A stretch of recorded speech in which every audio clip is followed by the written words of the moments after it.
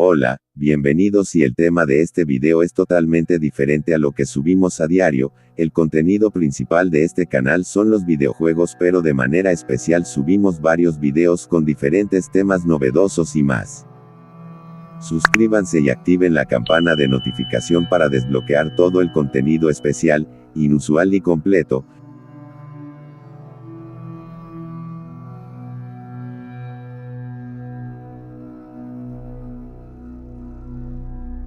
Gracias por sus buenos comentarios y sugerencias, así que sin más empecemos con esta novedosa historia. La famosa casa de la leyenda urbana de la quiteña, Bella Aurora, ubicación Quito, Ecuador. Historia completa y lo que queda de la historia en la actualidad. Quito alberga decenas de edificios y sitios abandonados, herencia de la crisis del feriado bancario de 1999 y la mudanza de instituciones públicas a plataformas gubernamentales. Los múltiples lugares abandonados o en ruinas destacados de la ciudad con historias realmente inusuales que les contaremos en próximos videos, estén pendientes. Para dar comienzo a esta historia, primero vamos a ir a la época colonial que terminó en 1822 con la batalla de Pichincha. Por lo tanto, el año 1900 corresponde a la época republicana, específicamente durante el periodo del liberalismo alfarista.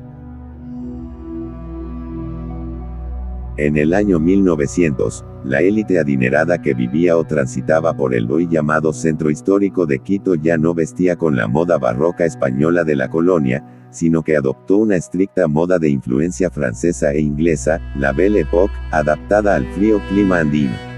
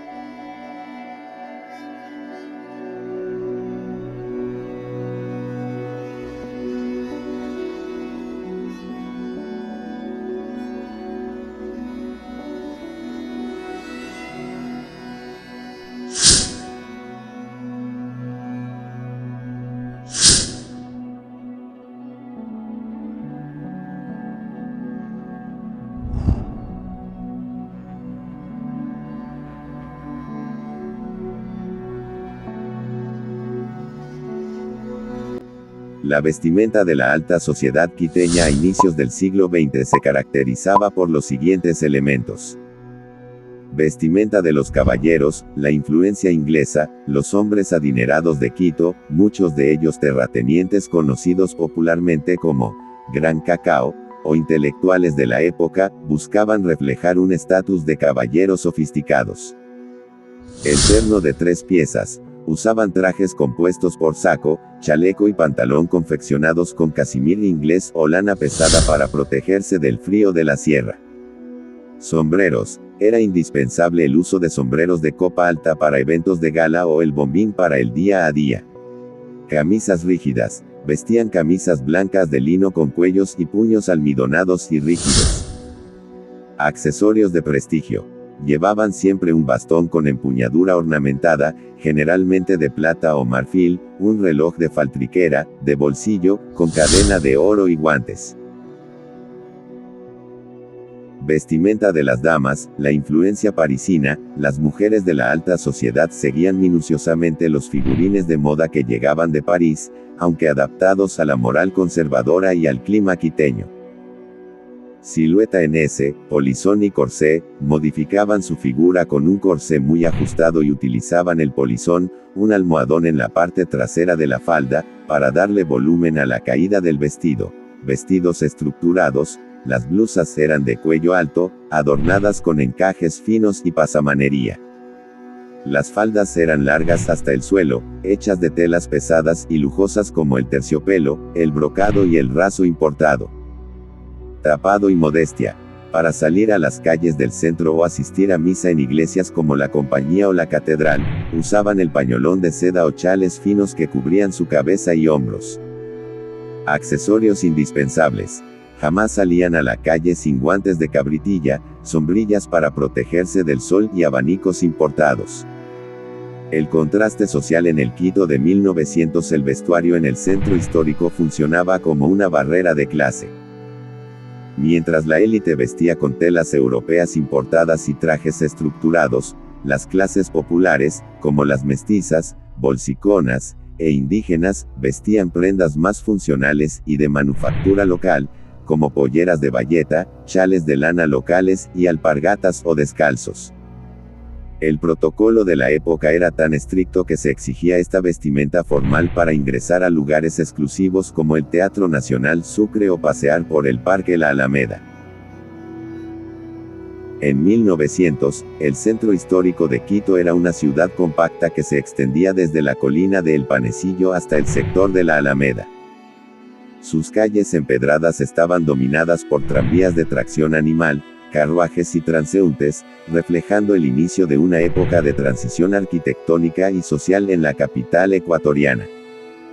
El paisaje urbano, el entorno físico de la ciudad estaba definido por los límites geográficos naturales, y una arquitectura colonial intacta, donde las iglesias y conventos ejercían un fuerte dominio visual. Extensión. La urbe medía apenas unos kilómetros, completamente contenida entre las faldas del volcán Pichincha y las quebradas profundas que rodeaban el valle. Construcciones. Las residencias se caracterizaban por amplios patios interiores, balcones de madera y techos de teja.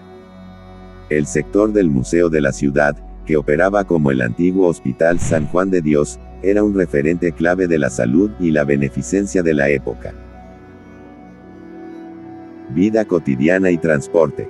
La vida diaria transcurría al ritmo del repique de las campanas de las más de 130 edificaciones monumentales que albergaban la riqueza pictórica y escultórica de la escuela quiteña. Movilidad. En lugar de vehículos motorizados, el paisaje de vías como la famosa calle Cuenca estaba compuesto por el paso de carretas y los primeros modelos de tranvía tirados por caballos.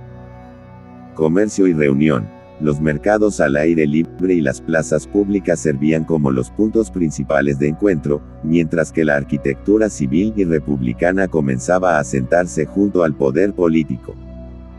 La memoria visual de cómo lucía la capital ecuatoriana en el cambio de siglo hacia el XX ha sobrevivido a través de colecciones fotográficas y archivos documentales. Fotografía histórica. Capturas de lugares icónicos como la Plaza Grande, Plaza de la Independencia, la calle Chile y el Palacio Arzobispal muestran la transición de la ciudad a principios del siglo XX.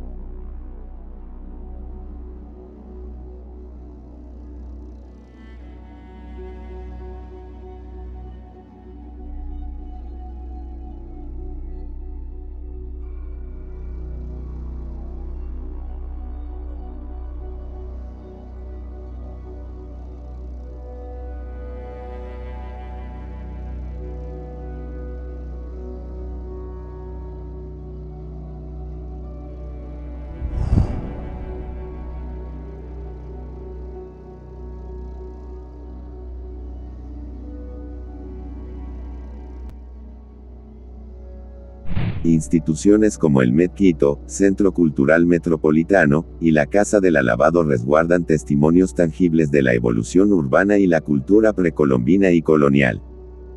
Para empezar a adentrarnos en la leyenda de Aurora vamos a ver la zona de la calle Chile y Guayaquil. La intersección de la calle Chile y la calle Guayaquil es uno de los puntos históricos y patrimoniales más importantes del centro histórico de Quito. En el año 1900, esta zona representaba el corazón del comercio, la vida religiosa y la transición urbana de la capital de Ecuador hacia el siglo XX. El entorno urbano y arquitectónico en 1900 Iglesia de San Agustín, ubicada a pocos metros del cruce, esta edificación colonial ya era un pilar histórico de la zona. Es famosa por albergar la sala capitular donde se firmó el Acta de Independencia de 1809. En 1900, la calle Chile, hacia el oriente, todavía era recordada por su antiguo nombre colonial, la calle de San Agustín. La calle Guayaquil, eje comercial, para el año 1900, la calle Guayaquil se consolidaba como la principal arteria comercial y peatonal de Quito, conectando las plazas de Santo Domingo y San Blas. Por ella circulaba la vibrante vida cotidiana de la época con carruajes, comercios tradicionales y los primeros esbozos de modernización. Entorno inmediato. Hacia el occidente por la calle Chile se conecta directamente con el Palacio Arzobispal y la Plaza de la Independencia, Plaza Grande. Modificaciones posteriores. Aunque en 1900 el paisaje estaba dominado por fachadas e iglesias coloniales, décadas más tarde, en la primera mitad del siglo XX, se construyó en esa misma esquina el emblemático edificio Guerrero Mora, un referente de la arquitectura moderna y comercial de la ciudad. El edificio Guerrero Mora, ubicado en las calles Chile y Guayaquil, frente a la Plaza de San Agustín en el centro histórico de Quito, fue diseñado en 1951 por el Sixto Durán Ballén y construido entre 1954 y 1955. Erigido sobre el terreno de una antigua casa colonial perteneciente a los sobrinos de la familia Heredia, apellidados Guerrero Mora, marcó un hito al ser uno de los primeros ejemplos de arquitectura moderna en Ecuador. Para comprender su contexto, es importante notar que, a diferencia de otras grandes construcciones del siglo XX, este inmueble destaca por su transición histórica dentro de un entorno colonial. Revolución moderna, su diseño rompió con el estilo tradicional imperante en la zona. Utilizando hormigón armado, estructura puntual, plantas libres y ventanales corridos. Distribución, fue estructurado en bloques encastrados en ángulo recto. Las plantas bajas se destinaron a uso comercial, mientras que los pisos superiores se dedicaron a oficinas administrativas. Integración al entorno. Incluyó un nivel diseñado específicamente para vincularse con la antigua plazoleta de San Agustín, adaptándose a la topografía del sector. Si bien las construcciones colindantes poseen orígenes históricos que se remontan a los siglos coloniales, la irrupción de esta edificación en la década de 1950 representó un punto de inflexión donde Quito comenzó a modernizar sus métodos constructivos urbanos. El edificio Guerrero Mora, ubicado en las calles Chile y Guayaquil junto a la Plaza Grande, fue diseñado en 1951 por el arquitecto Sixto Durán Ballén. Construido en 1954, es un hito de la arquitectura moderna del Ecuador, erigido sobre el terreno de la legendaria y antigua Casa del Toro, que perteneció a las familias de comerciantes Heredia y Guerrero Mora. La evolución histórica del predio, a pesar de que el edificio se construyó a mediados del siglo XX, su ubicación en el corazón del centro histórico de Quito atesora más de un siglo de historia, época colonial y siglo XIX. La propiedad perteneció a familias notables como los Maldonado Borja y los Echanique. En esta misma esquina funcionó la casa que albergó la famosa leyenda colonial quiteña de la Bella Aurora. Mediados del siglo XX, 1950, los herederos de la familia Guerrero Mora encargaron al afamado arquitecto y futuro presidente de la República Sixto Durán Ballén el diseño de la primera edificación moderna de la zona. Arquitectura moderna. El diseño destaca por su composición volumétrica en hormigón armado y vidrio, dividida en un cuerpo horizontal en los primeros niveles, uso comercial, y un bloque vertical elevado de 5 pisos, uso administrativo. El edificio Guerrero Mora, un referente arquitectónico del sector comercial del centro. El lugar en la actualidad. Hoy en día, la calle Chile es un eje vibrante y dinámico, predominantemente comercial, lleno de tiendas, restaurantes y oficinas.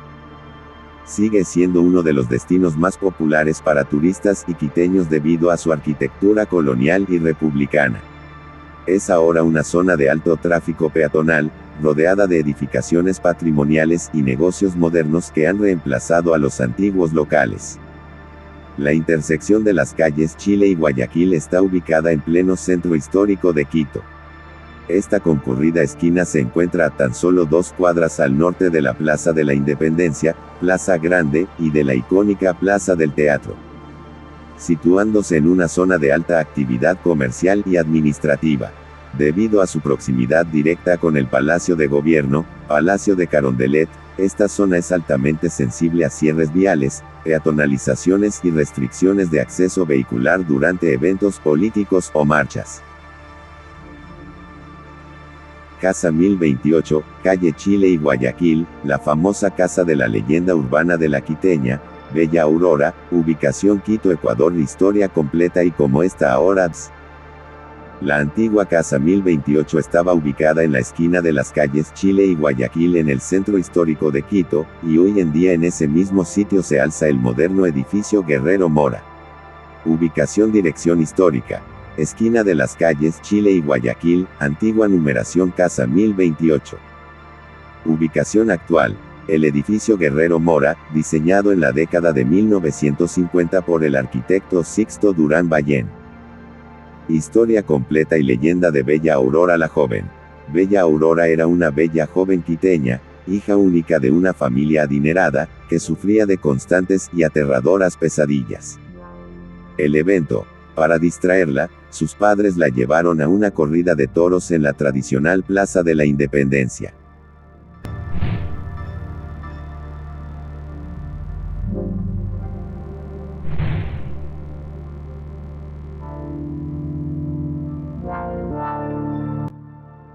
El encuentro. Durante el espectáculo, un misterioso toro negro se fijó en ella de forma extraña, lo que provocó que la joven sufriera un desmayo por el susto.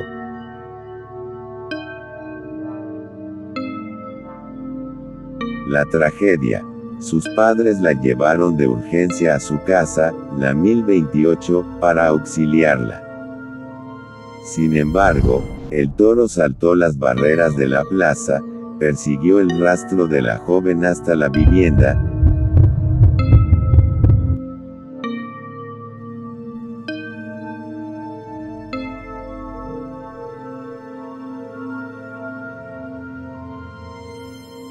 Derribó la puerta de su habitación.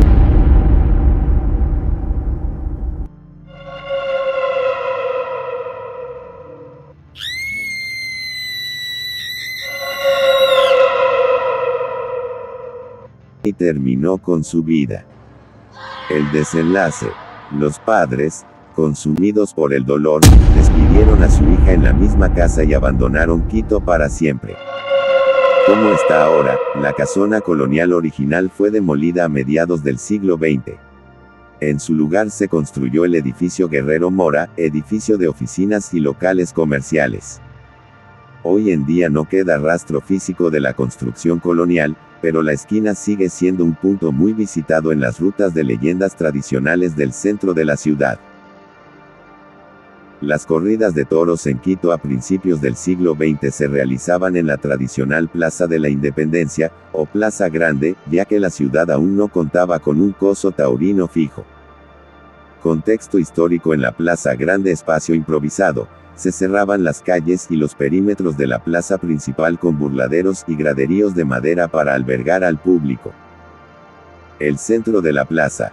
En esa época, en medio de la plaza se encontraba una pileta colonial en lugar del actual monumento a la Independencia.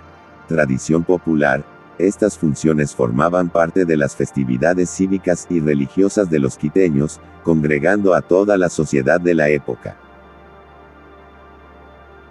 La historia de Bella Aurora es una famosa leyenda tradicional de Quito que no ocurrió en el año 1900, sino mucho antes, en el siglo XIX, en una época en la que la actual Plaza de la Independencia, Plaza Grande, funcionaba como redondel improvisado para festejos taurinos.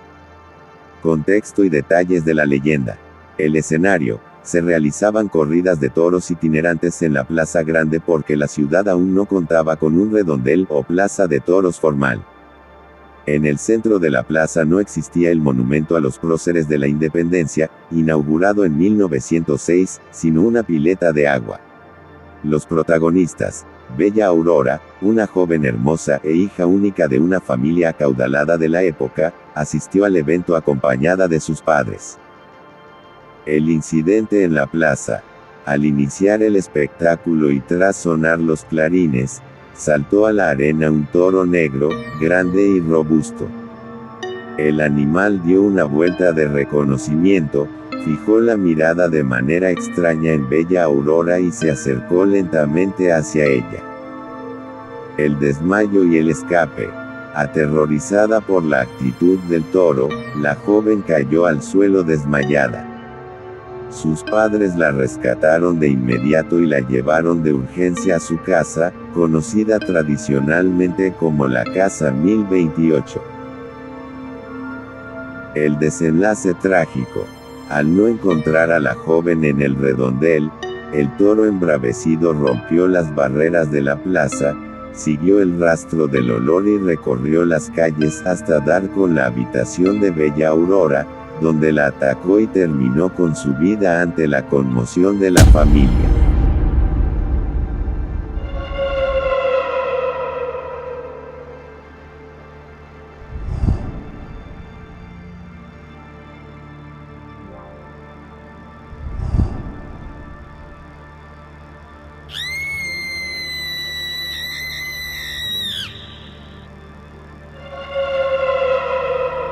Y bueno, finalizamos con esta inusual historia, realmente impactante.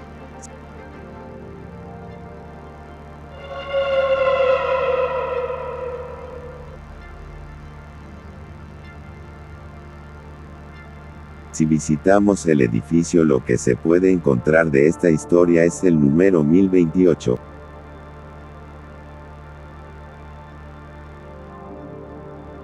Gracias por ver. Si te gustó esta historia y quieren ver más videos similares, comenten. Nos vemos hasta la próxima.